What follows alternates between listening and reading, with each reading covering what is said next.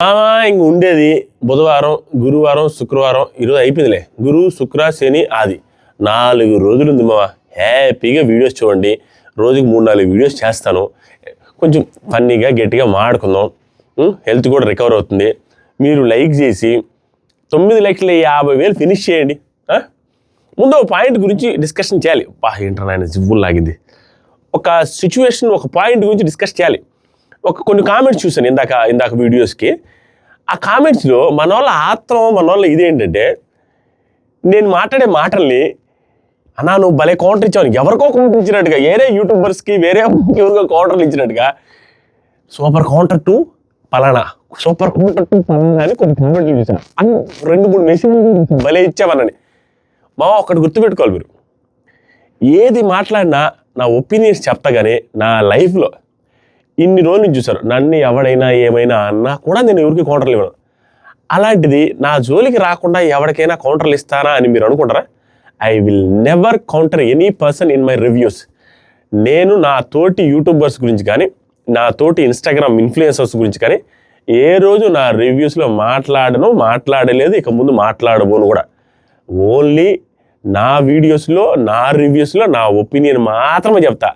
ఆ ఒపీనియన్స్ అవతల వేరే వాళ్ళు చెప్పిన దానికి క్వైట్ ఆపోజిట్గా ఎవరికైనా ఉంటే అది మీరేమనుకుంటారంటే అది కౌంటర్ అని వాళ్ళకి అనుకుంటారు. అంతకుమించి నేను ఎవరికి ఎటువంటి కౌంటర్లు కానీ, ఎవరి రిలేటెడ్గా కానీ, ఇండైరెక్ట్గా కానీ డైరెక్ట్గా నా వీడియోస్లో ఎప్పుడూ మాట్లాడానని మీకు అనిపించాల్సిందే.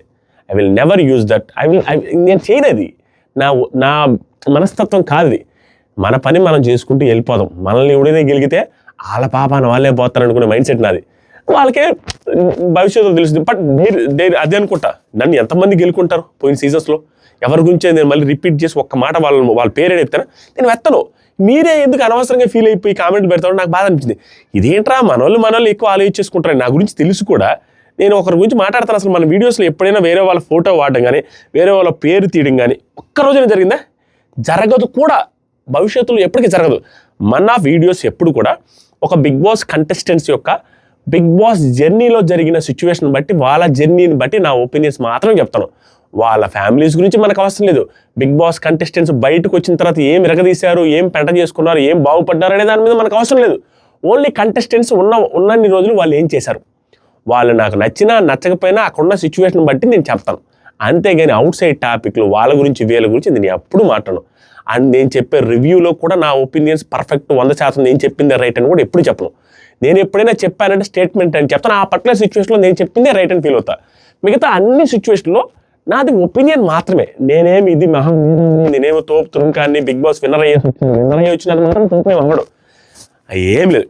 కాబట్టి మీరు ఎక్కువ ఊహించేసుకొని వాళ్ళకి కౌంటర్ ఇచ్చా, వీళ్ళకి కౌంటర్ ఇచ్చా అని ఎక్కువ ఫీల్ అవ్వద్దు. నేను ఎవరికి కౌంటర్ ఇవ్వను. నేను ఎలా ఫీల్ అవుతానంటే, ఇప్పుడు వీళ్ళకి వాళ్ళకి ఎవరికి గొడవలు ఉన్నాయి అనుకో, వాళ్ళ ఒపీనియన్, వాళ్ళ పర్సనల్ ఇష్యూస్, వాళ్ళకి సంబంధించి ఏదైతే వాళ్ళ ఒపీనియన్ డిఫరెన్స్లు ఉంటాయో వాళ్ళు మాట్లాడుకుంటారు.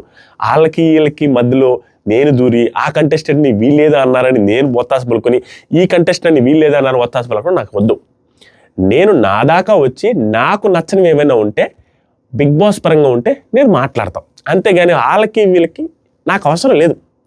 ఒకవేళ మాట్లాడాల్సిన వచ్చిన రోజు వస్తే, అది నా దాకా వస్తే, నా పర్సనల్ లైఫ్లోకి దూరి మాట్లాడితే తప్పించి, నేనంటూ నా రివ్యూస్ ఛానల్లో, నా ఇన్స్టాగ్రామ్ స్టోరీస్లో, నా ఇన్స్టాగ్రామ్ బ్రాడ్కాస్ట్లలో ఎప్పటికీ మీరు చూడలేరు.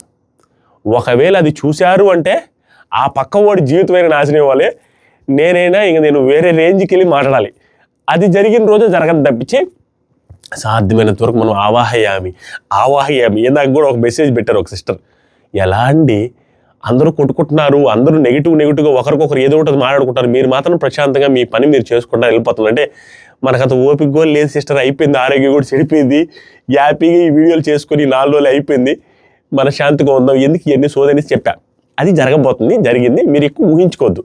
నేను ఏదైనా మాట్లాడేది గట్టిగా మాట్లాడతా, నా ఒపీనియన్ చెప్పేసి వదిలేస్తా. అక్కడ వరకే. అవతల వాళ్ళు అదన్నారు ఇదన్నారు, వాళ్ళు అన్నారు కాబట్టి నేను ఏదో చెప్పింది వాళ్ళ కౌంటర్ అట్లా ఊహించుకోదు. I will never counter anyone in my reviews. That's it. And ఇండైరెక్ట్గా కూడా స్టోరీలు పెట్టడం అది మన వల్ల కాదు మామ, ఏ రోజు చేయలేదు. నేను పెడితే కంటెస్టెంట్ గురించి పక్కాగా అదే పెడతా. అంతేగాని కంటెస్టెంట్స్ గురించి కూడా ఇండైరెక్ట్గా వాళ్ళనబై వీళ్ళన్నట్టుగా ఏదో పెట్టడానికి పెట్టను. అండ్ యూట్యూబర్స్ గురించి కూడా నేను ఇండైరెక్ట్గా వాళ్ళకి స్టోరీలు ఏం పెట్టను. జస్ట్ అది నేను ఎప్పుడు పెట్టను. మహా అయితే పెడితే ఏదైనా పాజిటివ్గా పెట్టాల్సింది కానీ నెగిటివ్గా ఏం పెట్టను. అంతే, మనకు అందరితో సత్సంబంధాలు ఉంటాయి. సత్సంబంధాలు లేకపోయినా నేను పెట్టను. That's my nature. అది సో అది కౌంటర్ ఇద్దాం అనుకోండి. ఎందుకంటే అది పాయింట్ చెప్పపోతే మీరే నాకు వేరే యూట్యూబర్స్ని మన రివ్యూస్ కింద ఎవరైనా నెగిటివ్గా మాట్లాడినా నేను డిలీట్ చేస్తుంది.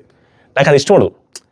నాకు కనపడితే వేరే వాళ్ళని మన కింద ఎందుకు తిట్టాలరా, మనకు అవసరం లేదని నాకు కనపడితే నేను ఆ కామెంట్ హైడ్ చేస్తా, రిమూవ్ కూడా చేయను. నా సబ్స్క్రైబర్ పోయినా పర్లేదు, హైడ్ చేస్తాను. ఎందుకంటే దానివల్ల మళ్ళీ వచ్చి వాడు అదే కామెంట్ పెడతారని నాకు ఇష్టం లేదు. అండ్ ఇంకోటి కూడా చెప్తున్నా, కంటెస్టెంట్స్ ఎప్పుడైనా పచ్చి బూతులు తిట్టినట్టు కానీ ఏ కంటెస్టెంట్ని తిట్టినా నాకు ఆ కామెంట్ కనపడితే 100% ఆ కామెంట్ హైడ్ చేస్తాను. తిట్టినట్టు కనపడితే ఖచ్చితంగా, అంటే వాళ్ళ పర్సనల్ లైఫ్ని తీసుకెళ్ళి మాట్లాడడం, వాళ్ళని ఎక్కడెక్కడ లింక్ చేసి మాట్లాడిన కామెంట్ ఏదైనా నాకు కనపడితే ఇమీడియట్గా హైడ్ చేస్తాను. అది ఎన్ని లైక్లు ఉన్నా ఏమున్నా కూడా. నేను కొన్ని ఫాలో ఫాలో అవ్వబట్టి 8 సంవత్సరాల నుంచి ఈ జర్నీ ఇక్కడ దాకా వచ్చింది. ఊరికే అలవోకగా 9,50,000 మంది సబ్స్క్రైబర్లు వచ్చి అలవోకగా మనం జాగ్రత్తగా మాట్లాడకుండానే ఇంత దూరం రాము. అన్నీ ఫాలో అవుతూ వస్తుంటాను. ఇంకా చెప్పాలి అంటే చాలా చోట్ల నా ఒపీనియన్ని అదుముకొని ఉంటా. కొన్ని చోట్ల నేను చెప్పడం వల్ల ఒకరికి మైనస్ జరుగుద్ది అన్నా, ఒకరికి ప్లస్ జరుగుద్ది ఏమో ఓవర్గా అన్నప్పుడు నేను కొంచెం కంట్రోల్డ్గా ఉంటా. ఎగ్జాంపుల్కి ఏదో ఉందమ్మా ఇందాక అనుకున్నా,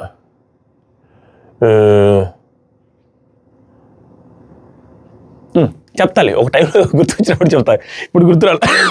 చాలాసార్లు అది ఫాలో అవుతుంటా. ఇమాన్యుయల్ ప్రోమో గురించి మాట్లాడదామా, కొంచెం గట్టిగా మాట్లాడదాం. Emmanuel deserves and applause from everyone. First దాని ఇంటర్నల్గా జరిగే ప్రాసెస్, అక్కడ వచ్చిన తర్వాత ఏం జరుగుద్ది, మనం ఎక్స్పీరియన్స్ చేసి వచ్చింది మాట్లాడుకొని 6 minutes అయిందా, స్లోగా మాట్లాడుకుందాం. ఫస్ట్ ఏం జరుగుద్దంటే బిగ్ బాస్ ఒక నోటీస్ పంపిస్తాడు. ఆదిరెడ్డి మీ ఏవీ జర్నీ కోసం త్వరగా మీరు ముస్తాబయ్యి సిద్ధంగా ఉండండి అనేసి ఒక లెటర్ పంపిస్తారు మాకు. పంపిస్తే ఫస్ట్ ఒకరు పంపిస్తారు, తర్వాత ఇంకొకరు పంపిస్తారు. మొదటిగా వీళ్ళని, తర్వాత ఇంకొకరు, కానీ 2 పేర్లు లాస్ట్ పంపిస్తారు. ఒక రోజుకి 2 అయితే 2, 3 అయితే 3. అది జరిగేది. సో పంపించిన తర్వాత వాళ్ళు ఏం చేస్తారంటే బట్టలు వచ్చి ఉంటాయి. ఆ బట్టలు ఏమొస్తాయంటే for the first time season మొత్తం మీద బట్టలు వచ్చేది శుక్రవారం, ఫ్రైడే మార్నింగ్ 11-12 అంటే బ్రేక్ఫాస్ట్ తర్వాత వస్తాయి. ఫస్ట్ టైం ఫినాలే వీక్లో ఏవీస్ ప్లే చేసేదానికంటే ముందు సోమవారం కానీ ఆదివారం పూట మన ఎలిమినేషన్ చూసారా, ఎలిమినేషన్ జరిగిన నైట్కే పంపిస్తారు ఫస్ట్ టైం. ఎందుకంటే ఏవీస్ సోమవారమే స్టార్ట్ అవుతాయి కాబట్టి ఆదివారం సాయంత్రానికి. సో ఎలిమినేషన్ అయిన వెంటనే, అంటే శనివారం ఎలిమినేషన్ అయిపోతుంది, శనివారం నైట్కే పంపించేస్తారు. ఎప్పుడు ఆ ఏవీ టైంలో వేసుకోవాల్సిన డ్రెస్సులు అది ఆల్రెడీ ఫ్యామిలీ మెంబర్స్కి వీళ్ళు బిగ్ బాస్లో చెప్తారు. అండ్ ఫినాలేకి వేసుకోవాల్సిన కాస్ట్యూమ్ మాత్రం బుధవారం పూట పంపిస్తారు. బుధవారం కూడా కాదు, సారీ ఫినాలేకి వేసుకోవాల్సిన కాస్ట్యూమ్ ఎప్పుడంటే బుధవారమే పంపిస్తారు. బుధవారం కాదు, గురువారం పంపిస్తారు. ఎందుకంటే ఇది కూడా చెప్తాను, ఇంట్రెస్టింగ్ థింగ్ అనమాట.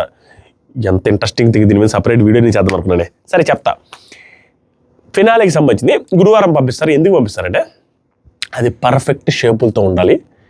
ఎందుకంటే ఫినాలే రోజు అందరూ ప్రాపర్గా కనపడాలి. చాలా బ్రాండ్ కొలాబరేషన్స్ ఉంటాయి, చాలామంది పెద్ద వాళ్ళు చూస్తారు, పెద్ద వాళ్ళు వస్తారు. అక్కడ ఎవరుంటే వీళ్ళందరూ లూజ్గా ఫిట్ లేకుండా గలీజ్గా ఉండడం ఎవరికి ఇష్టం ఉండదు. బిగ్ బాస్ టీం చాలా రిచ్గా వాళ్ళని చూడాలి, రిచ్ అటైర్స్లో చూడాలనేసి ఫీల్ అవుతారు. దానికోసం ముందుగా పంపిస్తారు. పంపించిన తర్వాత లూజ్ ఉందా, టైట్ ఉందా, ఫిట్ ఉందా అనేది చెక్ చేసుకొని నీట్గా చూసుకొని సైజెస్ చూసుకున్న తర్వాత మళ్ళీ ఫైనల్ అవుతారు. ఇంకా చెప్పాలంటే ఫినాలే అవుట్పుట్ ఏదైతే ఉందో, ఫినాలే అవుట్పుట్ కాదురా, అవుట్ఫిట్. ఫినాలే అవుట్ఫిట్ పంపించినప్పుడు ఫ్యామిలీ మెంబర్స్కి లిటరల్గా షేక్ ఆడిస్తారు బిగ్ బాస్ వాళ్ళు.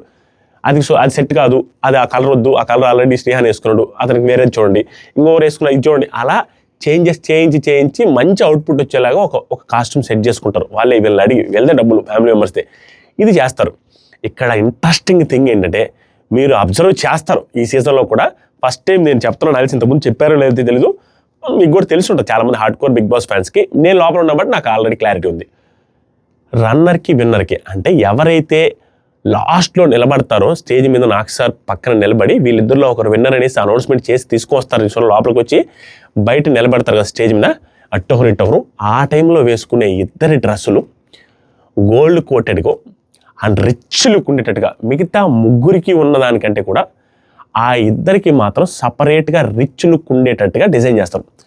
ఈవెన్ వాళ్ళకి అప్పటికే ఓట్లకి అర్థమైపోద్ది కదా, బుధవారం గురువారానికి హ్యూజ్ డిఫరెన్స్ ఉంటుంది మిగతా వాళ్ళకి వీళ్ళిద్దరికి. కాబట్టి వాళ్ళ పిఆర్లకు కావచ్చు, వాళ్ళ ఫ్యామిలీ మెంబర్స్కి కావచ్చు, ఒక విన్నర్ వేసుకునే డ్రెస్ రేంజ్లో ఉండాలి అన్నట్టు చెప్తారు. వాళ్ళు విన్నర్ అని కాదు, ఇద్దరికి అలాగే చెప్తారు. ఒక విన్నర్ రేంజ్లో ఉండాలి డ్రెస్ అన్నట్టుగా. అంటే బాగా తలుకులు రిచ్ లుక్ రావాలి. అంటే వాళ్ళిద్దరూ నిలబడే వాళ్ళు ఎప్పుడైనా చూసుకోండి గోల్డ్ కొట్టెడ్గా సూపర్ హంగామాగా ఉంటాయి విన్నర్ రన్నర్. సో అది కూడా చేస్తారు. అది వాళ్ళిద్దరు డ్రెస్ చూసుకోవడం మనం ఆ రోజు ఎప్పుడైనా టఫ్గా ఉంటాయి. టఫ్ ఎప్పుడు ఉండిందిలే, ఫస్ట్ సెకండ్ ప్లేసెస్ ఆల్మోస్ట్ ఎప్పుడు ఈక్వల్గా ఉన్నాయి. కొన్ని సీజన్స్లో ఫస్ట్ సెకండ్ థర్డ్ టఫ్గా ఉంటే థర్డ్ పొజిషన్ వాళ్ళకి కూడా బీభత్సమైన డ్రెస్సింగ్ సెట్ చేస్తారు. అది సీజన్ 2లో జరిగింది. సోహెల్ సెకండ్లో ఉండేవాడు, అఖిల్ థర్డ్లో ఉండేవాడు. కానీ సోహెల్ డ్రాప్ అయ్యేసరికి అఖిల్కి సెకండ్ పొజిషన్ వచ్చింది. ఆ టైంలో ముగ్గురు డ్రెస్సులు హంగామాగా ఉన్నాయి, ఎందుకంటే టైట్గా ఉన్నాయి కాబట్టి సిచ్యువేషన్స్ అలా ఉంటాయి. ఇది చెప్పాను కూడా. సో డ్రెస్సులు వస్తాయి. డ్రెస్సులు వచ్చిన తర్వాత రెడీ అయిన తర్వాత బయటికి పిలుస్తారు. బయటికి పిలిచిన తర్వాత ఇమానియల్ వచ్చాడు. ఇమానియల్ వచ్చి ఆల్మోస్ట్ ఒక 20 నిమిషాలు 10 నిమిషాలు ఎక్కువ టైం ఇవ్వడం. మనకేదో ఎడిట్ చేస్తారు అనుకోండి, ఏం ఎడిట్ లేదు. ఒక 10 నిమిషాల లోపలే ఉంటుంది ఆ ఫొటోస్ చెక్ చేసుకునేది. అంతేగాని ఎక్కువ టైం ఇచ్చి మన ఏదైనా ఎమోషనల్ అవ్వడం, ఎక్కువ మాట్లాడుతూ ఉండి అలా ఏం చేస్తే కొంచెం టైం ఇస్తాడు. నార్మల్గా ఒక 10 మినిట్స్ లోపలే ఫొటోస్ పెట్టుంటారు. సీజన్ మొత్తం తను ఎప్పుడైనా ఏం ఫొటోస్ తీసాయి, కొంతమంది ఫొటోస్ తీస్తుంటారు లోపల కెమెరామెన్సే మన బ్యూటిఫుల్ మూమెంట్స్ని స్క్రీన్ షాట్సే కాదు ఫొటోస్ కూడా తీస్తుంటారు. వీడియోస్లో ఉండే స్క్రీన్ షాట్లు కొన్ని పెడతారు, కొన్ని అయితే వాళ్ళు ఫొటోస్ తీయడమే పనిలో కూడా పెట్టుకుంటారు. సో ఆ ఫొటోస్ అన్ని అతికిచ్చి అక్కడ పెట్టుంటారు. అండ్ వీళ్ళు సీజన్ మొత్తం ఆడిన సూపర్ డూపర్ టాస్క్ల్లో అండ్ వీళ్ళు పెట్టిన ఎఫర్ట్స్లో వీళ్ళు పడ్డ హర్డిల్స్ ఏదైతే దాటొచ్చారో అవన్నిటినీ అక్కడ ఫొటోస్ రూపంలో టాస్క్లు ఆడిని అన్ని ప్రాపర్టీస్ అన్ని పెడతారు గుర్తు చేసి ఎమోషనల్ చేయడం కోసం. ఇప్పుడు బయటికి ఇమానియల్ వచ్చాడా, కళ్యాణ్ ఇమానియల్ది కిరీటం పెట్టుకొని ఉంటాడు. అప్పుడు 100% వచ్చింది ఇమానియల్కి. ఇలాంటి ఇమానియల్కి ఈ సీజన్లో బొచ్చుడున్నాయి. అది పవరాస్త్రం, 3 సార్లు క్యాప్టెన్. ఆ తర్వాత సరికి 100% జనాల్లో నుంచి ఒకసారి 100% అనేసి కిరీటం పెట్టారు. ఆ తర్వాత వచ్చేసరికి ఒకసారి 97% ఆడియన్స్ సూపర్ ఆడుతున్నాడు, తను చెప్పింది రైట్ అనేసి అప్లాజ్ చేశారు. ఇలా బొచ్చెడు రకాలుగా బొచ్చెడు సార్లు నాకు సార్ నుంచి ప్రతి వారం పొగడతలు.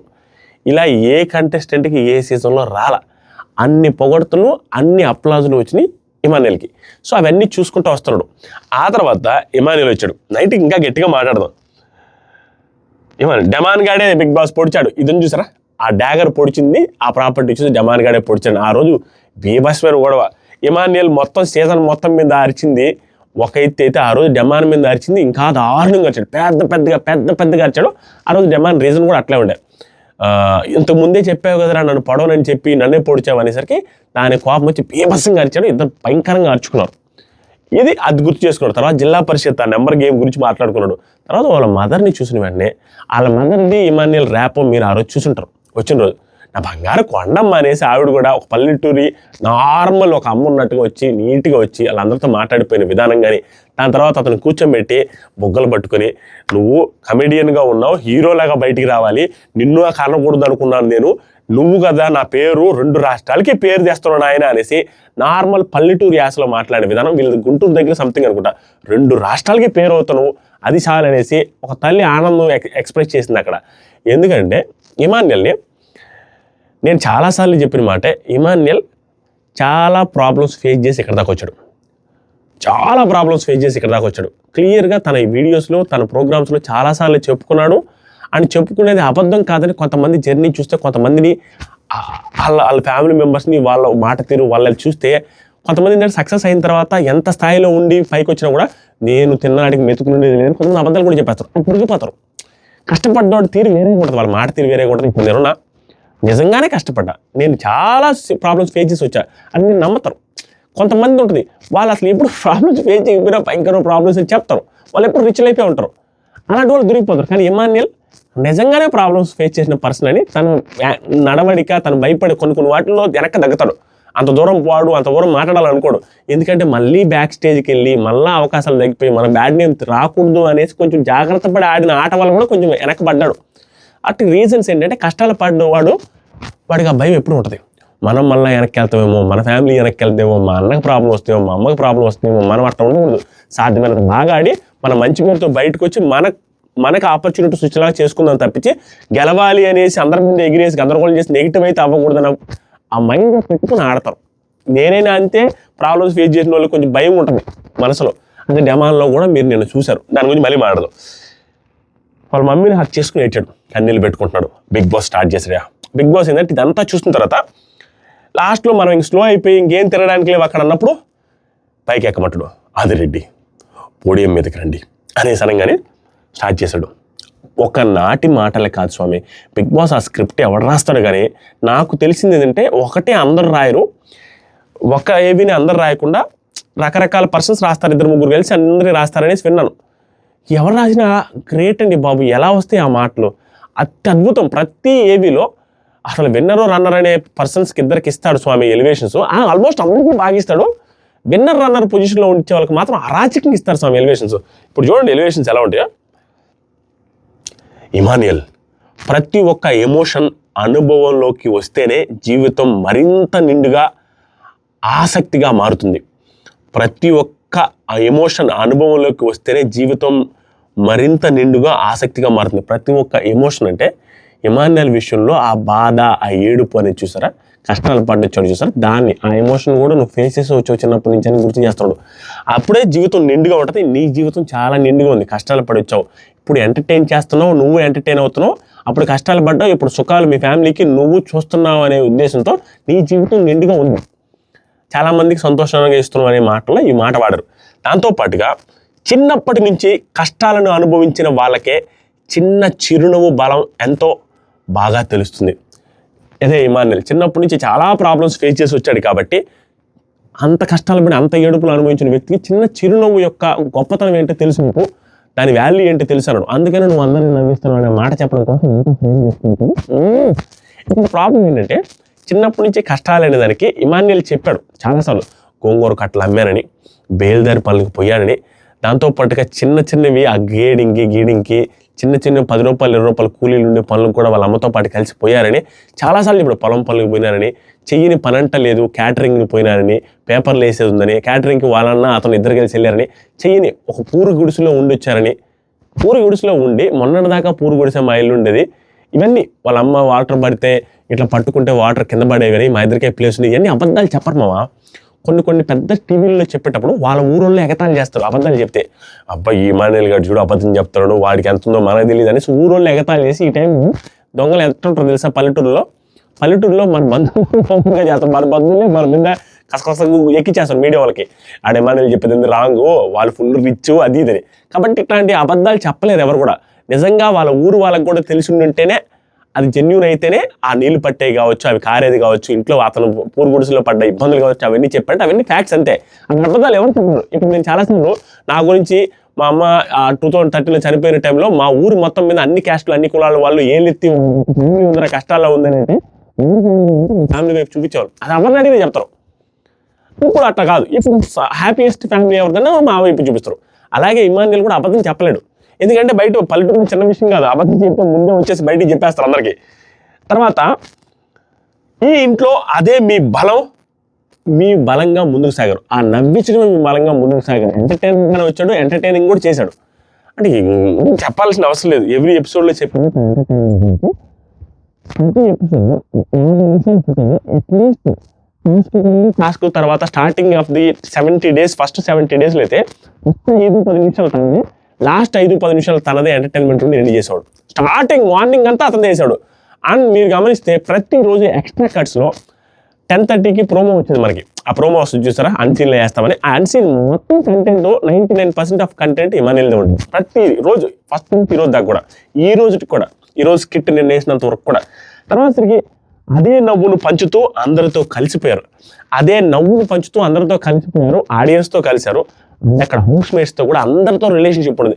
ఇప్పటి వరకు ఇమాన్యుయల్ మాస్క్ మ్యాన్ హరీష్తో గొడవైనా కూడా మాస్క్ మ్యాన్ హరీష్తో కూడా మాట్లాడిండే, కానీ హౌస్లో ఉన్న వాళ్ళతో ఎవరితో మాట్లాడకుండా ఉండింది లేదు. వాళ్ళు వచ్చి మాట్లాడినప్పుడే మాట్లాడు, మధ్యలో 1-2 డేస్ తనుజతో కొంచెం దూరంగా ఉండింది తప్పించి మిగతా అందరితో తనుజ మాట్లాడితే అడిగింది తప్పించి, అది కూడా తనతో మాట్లాడకుండా టాస్క్ మళ్ళీ కలిసి మాట్లాడుకోడే. అలా ఎవరితో ఈ సీజన్లో అందరూ ఆడుకుంటున్నారు. ఇది కొంచెం మైనస్ అయింది. ఏ విషయంలో? అందరితో కలిసిపోయారు అనేసి అన్నారు కదా, అందరితో కలిసిపోవాల్సి వస్తుంది ఒక ఎంటర్టైనర్కి, అందరితో వస్తుంది. కలవాల్సి వచ్చిన బట్టే ఒక్కోసారి సేఫ్ గేమ్లా కనపడింది. ఎందుకంటే నీకు ఇప్పుడు కామెడీ చేసిపోయి ఆదిరెడ్డితో టాస్క్లో మనసు రాదు, 100% మనసు రాదు.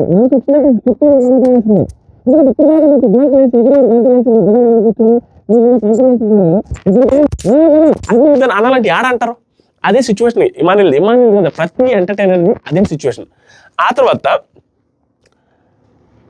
నవ్వులైనా నామినేషన్స్ అయినా మాటలే మీ ఆయుధాలు, తెలివితేటలే మీ గేమ్ ప్లాన్. ఇక్కడ నవ్వులైనా నామినేషన్స్ అయినా మాటలే మీ ఆయుధాలు. మనం చాలాసార్లు చెప్పుకున్నాం, నామినేషన్స్ పాయింట్తో సహా ఇమాన్యుయల్ పెట్టాడంటే అల్లాడిచ్చేస్తాడు ఆ పాయింట్. తనది నిజంగా మిస్టేక్ ఉన్నా కూడా దాంట్లో కూడా లాజిక్కేనే అనేటట్టుగా మాట్లాడగల ఆ స్టామినా ఉంది ఇమాన్యుయల్ దగ్గర. దాంతోపాటుగా నామినేషన్స్లో అలాగే మాట్లాడుతాడు, ఎంటర్టైన్మెంట్ అలాగే చేస్తాడు. దాంతోపాటుగా గేమ్లో అయినా మీ గేమ్లో తెలివితేటలే మీ గేమ్ ప్లాన్.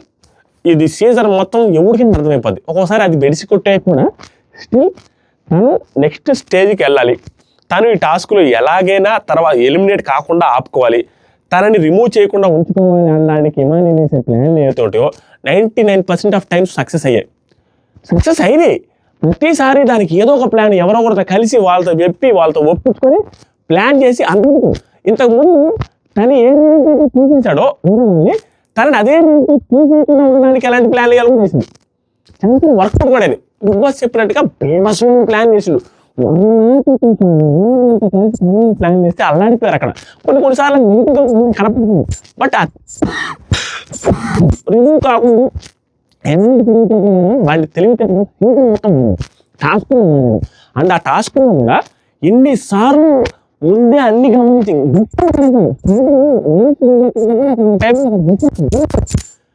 అక్కడ ఓవర్ థింక్ చేస్తారు మనిషి అనేసి ఇక్కడ థింక్ చేసే సీన్ చూపించారు. షాక్ నేను. అలాంటి చాలాసార్లు ముందే ఏం జరగబోద్దో టాస్క్ రిలేటెడ్గా ఇది ఏం టాస్క్ ఏముంటుందని చెప్పడం ఇవన్నీ చాలా చూసాను. బిగ్ బాస్ కొంచెం చూసుంటారు, ఇంకా మనకంటే ఎక్కువ టెలికాస్ట్ కానీ కూడా. నాకు కొన్ని ఏంటంటే ముందే గెస్ట్ చేస్తే బిగ్ బాస్ అదే టాస్క్ పెట్టబోతుంటే ప్రతిసారి గెస్ట్ చేసి నేను పెడుతున్నాను ఫీలింగ్తో కూడా కంటెస్టెంట్ మాట్లాడి టెలికాస్ట్ చేయాలి. అలాంటి కొంచెం మాట ఉంటుంది మనల్ని కూడా. ఆ తర్వాత సరికి ఇక్కడ ఒక్కటి మిస్ అయింది, ఒక్కటి తగ్గింది పుష్ప అన్నాను కదా. అదేంటంటే తెలివితేటలే నీ గేమ్ ప్లాన్ అన్నాను కదా. అక్కడ నువ్వు టాస్కులు రారాజనో, టాస్కులు కింగనో, టాస్కులు నేను కొట్టేవాడు లేడనో, నువ్వు టాస్కులోకి వస్తే మేము కూడా వణికిపోతాము, నువ్వు టాస్క్లో ఉన్నావంటే ఇమాన్యుయల్ని ఓడించడానికి ఏం టాస్క్ పెట్టాలి అని బిగ్ బాస్ కూడా ఆలోచించేలాగా నువ్వు టాస్క్ ఆడాను ఇమాన్యుయల్.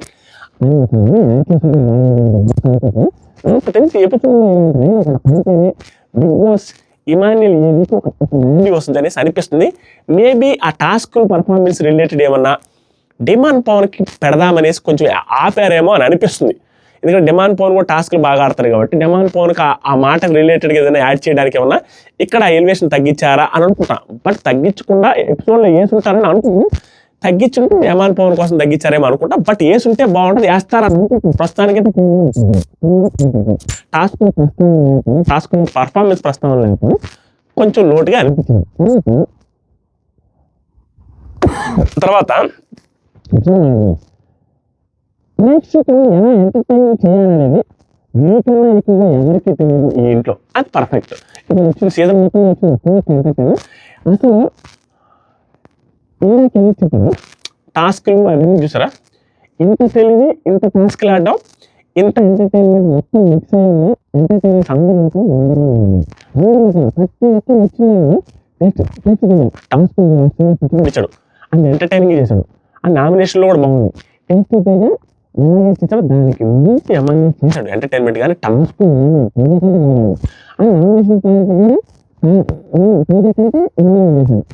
తేజకి ఇమాన్యుయల్ డిఫరెన్స్ అంటే తేజ కామెడీ చేసింది.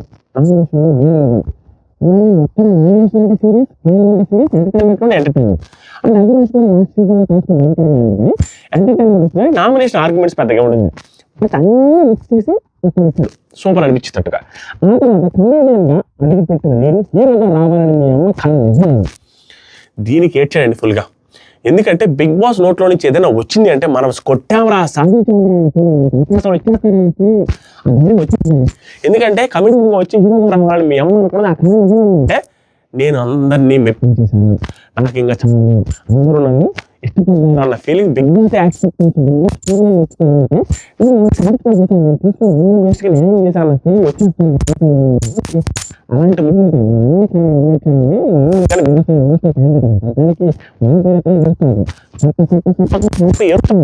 అప్పుడు బిగ్ బాస్ మిమ్మల్ని అందరినీ కట్టి కాంత వరకు నవ్విస్తూ ఉంటాను బిగ్ బాస్ నాకు ఉంటాను మిమ్మల్ని నవ్వించడానికి అనేసి ఎమోషనల్ అయ్యి ఏడుస్తూ మాట్లాడుతున్నాడు.